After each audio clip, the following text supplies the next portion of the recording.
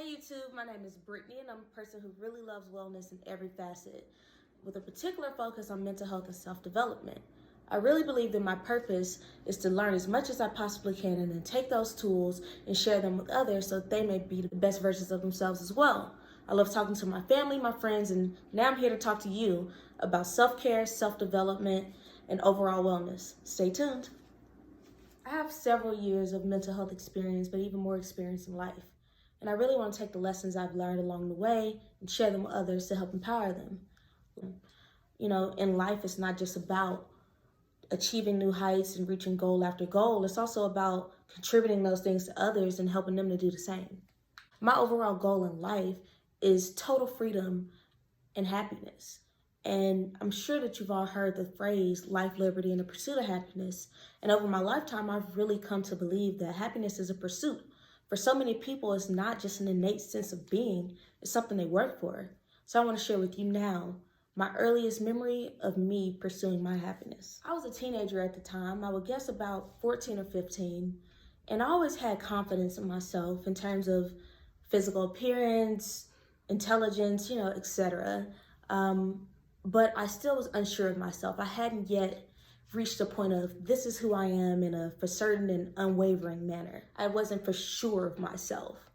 And so I had insecurities, just like any person, any teen. And for some reason, I was weirdly aware of it for someone that age. Like I knew that I didn't want to operate in that. And I knew that there was things that I needed to push myself a little bit more to become more confident in.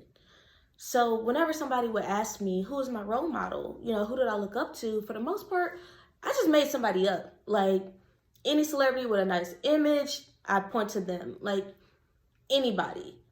And then one day I really realized who my real role model was. So as a kid, you see people who are struggling in terms of financially, homeless, drug addiction, really like whatever you want to put into that category.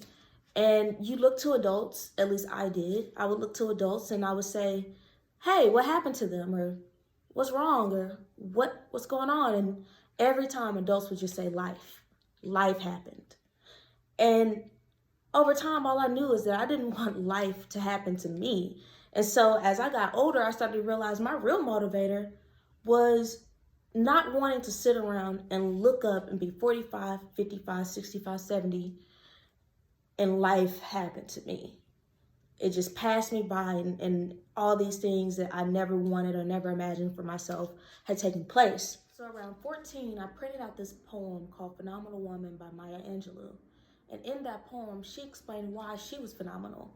She responded to those who didn't understand it or didn't see it. And she maintained that even though she was not perfect, she was phenomenal. And I taped that poem up on my wall. And every morning when I woke up, I read it. Before I went to bed, I read it. When I was sad, I read it.